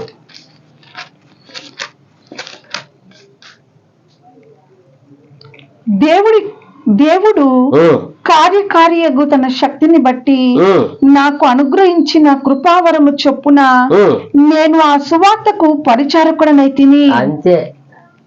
ఆ సువార్తకు ఏమైనాడు ఈయన? పరిచారకుడనైతిని. మళ్ళీ చదవండి. దేవుడు కార్యకార్యగు తన శక్తిని బట్టి నాకు అనుగ్రహించిన కృపావరము చొప్పున నేను ఆ సువార్తకు పరిచారకుడనైతిని. అంతే. దేవుని అనుగ్రహం చెప్పిన ఆయన అనుగ్రహం ఉంది. ఆయన వచ్చి నాకు ఏం చేస్తాడు? దీనికి పరిచారక ఉండమని, సేవకుడిగా ఉండమన్నాడు. ఆయనే ఇచ్చినాడు. ఎంత గొప్పగా చెప్తారు చూడండి. 1 Peter 4:10 కూడా. 1 Peter 4:10 ఇంకొక వాక్యమే. మనం ప్రార్థనకి వెళ్తాం. 1 Peter 4:10. దేవుని నానా విధమైన కృప విషయమై మంచి గృహ నిర్వాహకులై ఉండి ఒక్కొక్కడు కృపావరము పొందిన కొలది ఒకనికొకడు ఉపచారము చేయుడి. చూసారా? ఒక్కొక్కరు పొందిన కొలది అన్నారు. పొందిన కొలది ఏం చేయాలా? ఇప్పుడు ఆయన పొందుకొని దేవుని వాక్యం విత్తమని ఇచ్చారు. ఒక సేవకుడుగా ఆయన ఏం చేయాలా? ఆయన కలిగిన వాటిని ఆయన చేయాలి. అది అందుకే ఆయన చెప్తున్నాడు, ఒక్కొక్కరిని పొందిన కొలది ఉపచారము చేయుడి. అదిదా. 1 రోమా 12:3 వచ్చిన రోమా పత్రిక 12:3 తన్ను తాను ఎంచుకునదగిన దానికంటే ఎక్కువగా ఎంచుకొనక దేవుడు ఒక్కొక్కనికి విభజించి ఇచ్చిన విశ్వాస పరిమాణ ప్రకారము తాను స్వస్థ బుద్ధి గలవాడగుటకై ఉమ్, తగిన రీతిగా ఉమ్, తన్ను ఎంచుకొనవలనని ఉమ్, నాకు అనుగ్రహింపబడిన కృపను బట్టి ఉమ్, మీలోనున్న ప్రతి వానితోనూ ఉమ్. చెప్పుచున్నాను. అంతే. మన విషయాన్ని ఎక్కువ ఏం చేయకూడదు, ఏది కానీ ఊహాస్పదముగా ఎంచుకోకూడదు అనమాట. ఒక్కొక్కరికి అనుగ్రహించిన కొలది తను తాను ఏమి ఏమి స్వస్థ బుద్ధితో ఏం చేయాలట, మళ్ళీ చదవండి. తన్ను తాను ఎంచుకునదగిన దానికంటే ఎంచుకొనదగిన దానికంటే ఎక్కువగా ఎంచుకోకూడదు అని ఎంచుకొనక దేవుడు ఒక్కొక్కనికి విభజించి ఇచ్చిన విశ్వాస పరిమాణ ప్రకారము తాను స్వస్థ బుద్ధి గలవాడగుటకై తగిన రీతిగా తన్ను ఎంచుకొనవలనని నాకు అనుగ్రహింపబడిన కృపను బట్టి మీలోనున్న ప్రతి వానితోను చెప్పుచున్నాను. చాలా మంది ఏం చేస్తారంటే తన్ను గొప్పగా ఎంచుకునేది, ఎదుటి వాళ్ళని తక్కువ ఎంచుకునేది. అది ప్రభు చెప్పాడు, కాలం బట్టి ఎవరిని ఏం చేయకూడదు, మీరు తీర్పు చేయకూడదు అన్నారు. అయినా వీళ్ళు ఎంచుకునే తప్పంటే హృదయం తెలుసు కదా, హృదయం ఎరిగిన ప్రభుకు తెలీదా? ఎవరినైనా మీరు సగం ఏం చేయకూడదు, ఎవరికి ఏం చేయకూడదు, తక్కువ ఎంచి రాదు, వాళ్ళు పొరపాటు చేయకూడదు. వాళ్ళ విశ్వాసం పైన మన లోపల ఉండే విశ్వాసం మనకి ఎలా కనపడతాయి, వాళ్ళు ఏ రీతిగా ఉన్నారో, వాళ్ళ స్థితి ఎలా ఉందో మనకేం ఎరుగా. వాళ్ళని పిలిచింది దేవుడే, వాళ్ళుగా వాళ్ళక్క చెప్పుకోవాలా, మనకేలా. అయితే కొందరు వాళ్ళు చేసే కొన్ని పనులు బట్టి తప్పుగా తీర్పు చెప్పేది, వాళ్ళని కొందరిని హెచ్చించుకునేది, కొందరిని దించుకునేది, కొందరిని వ్యర్థమైన వాళ్ళు చెప్పేది, ఎలా తప్పు అవుతుంది కదా. అందుకంటాడు ఒక్కొక్కరిని వాడిని విశ్వాసం పరిమాణం చెప్పిన ఏం చేయండి, ఎంచుకోవాలి, ఎక్కువ ఏం చేయకూడదు, ఎవరిని ఎంచే రాదు. ఈ విశ్వాసం పరిమాణం కొలదే, ఎంతవరకు లిమిట్ ఉంది, ఒక లిమిట్ ఉంది, ఒక రద్దు ఉంది, అది అద్దె ఇచ్చారు. ప్రభు ఎవరిన వచ్చిన వాళ్ళు ఏమైనా చెప్తారా, ఏమన్నా ఆయనకు అన్ని తెలుసు కదా, ఎరిగి కూడా చెప్పలేదా? అది ఏం అర్థమో అంటే వాళ్ళు అపోల్లో ఎవడు, పౌలు ఎవరు, పరిచారకులే కదా. ఒక్కొక్కరికి ప్రభు అనుగ్రహించిన ప్రకారము వారి ద్వారా మీరు విశ్వసించితిరి, అంతే. మనం ఒక విశ్వాసం పొందడానికి అనేక సేవకులు వస్తారు, అనేక బోధకులు వస్తారు, అనేక కాపరులు వస్తారు, రావచ్చు. బట్ వాళ్ళంతా ప్రభుత్వ ఈక్వల్ కారు. ప్రభువే. ప్రభు చేసిన కార్యాన్ని ఎవరు చేయలేరు, అది చెప్తున్నారు ఇక్కడ. అపోల్లో ఎవడు, పౌలు ఎవడప్ప? ఇంకొక మనం ముందు అధ్యాయం చూసినప్పుడు ఆయన ఏమంటున్నాడు, పౌలా మీకు సిలువ వేయబడ్డాడు అంటాడు. ఏమీ అర్థమో, ఆయన నీకు రక్తం కాచారు, అది మనం అర్థం చేసుకోవాలి. ఇక్కడ ఈ సంఘంలో, ఈ కొరింథీ సంఘంలో వీళ్ళని నాయకులుగా చెప్తున్నారు, గొప్పవాళ్ళుగా. నేను వాడిని పౌలు చెందిన వాడిని, అపోలో చెందిన వాడిని, నేను కేబా చెందిన అంటారు. ఎందుకో యేసు ప్రభు ఈక్వల్ చేసేస్తున్నారు. అందరూ ఎవరు చెందినవారు? మనమంతా క్రీస్తు వారమే, క్రీస్తు దేవుని వాడు, మనమంతా క్రీస్తు వారమే. క్రీస్తు కొరకే మనం ఏం చేశారంట, మనం సృష్టించాలని ఉంది వాక్యము. క్రీస్తు నిమిత్తము, క్రీస్తు కొరకే మనం ఏం చేయబడ్డాము, మనం పిల్లలుగా తీర్చబడ్డాము. కావున మనం అర్థం చేసుకోవాలి. కావున ఈ దినము ఈ యొక్క 1 కొరింథీ 3:5 చూసాము. దేవుని చిత్తమైతే రాబో దినంలో మనము దీన్ని కంటిన్యూ చేస్తాము. ఇప్పుడు మన